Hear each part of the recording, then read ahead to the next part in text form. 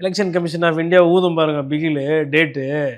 அறிவித்த அடுத்த நாள் வந்து மாடல் கோடு டேட் வந்துடும், நோட்டிஃபிகேஷன் வந்துடும், என்னைக்கு நாமினேஷன் ஃபைல் பண்ணோம், என்னைக்கு நாமினேஷன் விடுறாங்க.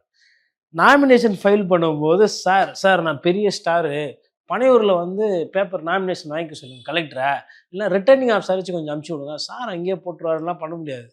இவர் என்ன பண்ணோன்னா 10ஓட 11 கும்பலில் கோயந்தாவா அத்தோட ஒன்றா போய் அங்கே நிற்பார். 5 பேர் அலௌடு. இந்த பெரிய கூட்டத்தெல்லாம் கூட்டின்னு போனால் டிஸ்குவாலிஃபைன்னு வாங்க. இவ்வளோ பேர் வரக்கூடாது, திருப்பின்னு அனுப்பிச்சிட்டாங்கன்னு வச்சுக்கங்களேன். அந்த 6 ரிட்டர்னிங் அதுக்கப்புறம் அதிகாரி நினைக்கிறது தான். சட்டம் எல்லாருக்கும் ஒன்று தான். இந்த கூட்டமாக வருது, விசில் வச்சுன்னு வருது, இந்த சவுண்டு போடுறது, பட்டாசு வெடிக்கிறது, டிக்டாக் எடுக்கிறது உள்ள, அதெல்லாம் கிடையாது. போய் அரசியல் பண்ணுங்க போங்க அப்படின்ட்டுவாங்க எலெக்ஷன் கமிஷனில். அப்படின்னா 5 பேர் தான் அலோவ் பண்ணுவாங்க. சார் போனோன்னே அந்த அதிகாரி உட்காந்து அந்த நாமினேஷனை பெற, இவர் ஐயா ஏஞ்சி நின்று கொடுக்க, ஒரு சில கேள்விகள்லாம் கேட்க, அப்போ ஜானாரகிசாமி கூட கூப்பிட்டு போக வேண்டியது இருக்கும். ஏன்னா கேள்வி கேட்டால் பதில் சொல்லணும் கேட்டு. அப்போது அதெல்லாம் இருக்குங்க. இதெல்லாம் முடிஞ்ச உடனே வெளியில் வந்த உடனே தான் இருக்குது கிளைமேக்ஸு.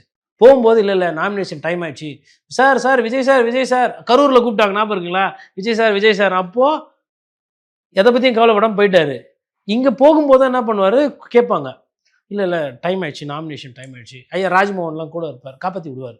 குறுக்க அப்படி அண்ணே இல்லைண்ணே போனேண்ணே சார் கம்னு இருக்கு சார், டைம் ஆயிடுச்சு. தலைவர் வந்து பேட்டி கொடுப்பார். நான் அது வரை நான் பேசிகிட்டு இருக்கேன் அப்படின்னோடனே அவரை மாட்டி விட்டுட்டு, ராஜ்மோகனை மாட்டி விட்டுட்டு இவர் போயிடுவார்.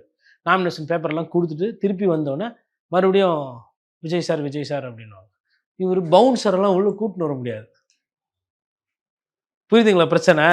எப்படி பார்த்தாலும் ஒரு 50 ரிப்போர்ட்டர்ஸ் இருப்பாங்க, டியூட்டி பாஸ் வாங்கினவங்களாம் இருப்பான்.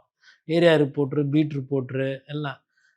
அவங்கள வந்து நீங்கள் போய் ஏன்பா இவ்வளோ பேர் வரீங்கலாம் கேட்க முடியாது. சார் சீஃப் எலக்ட்ரல் ஆஃபீஸரோட எங்களுக்கு வந்து போகலாம், எங்கே வேணால் போகலாம், வரோம், டியூட்டி டைமில் பாஸு. இல்லை இந்த ஸ்க்ரூட்டினி நாமினேஷன் வரும்போது மீடியாவுக்கு ஆக்சஸ் இருக்குது. Control room, strong control room இருக்குது பாருங்கள், இவிஎம் மிஷினு, அந்த ரூமில் தான் போக முடியாது. என்ற இடம் வரலாம் நீங்கள் போகலாம்.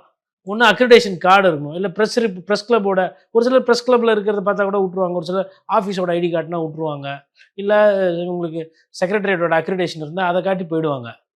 அப்போது அங்கே வந்து 50 பத்திரிகையாளர் வர்சஸ் 5 தாவாக்கவினர், தலைவர் விஜய் உட்பட பத்திரிகையாளர் சந்திப்பு சிறப்பாக நடக்கும்.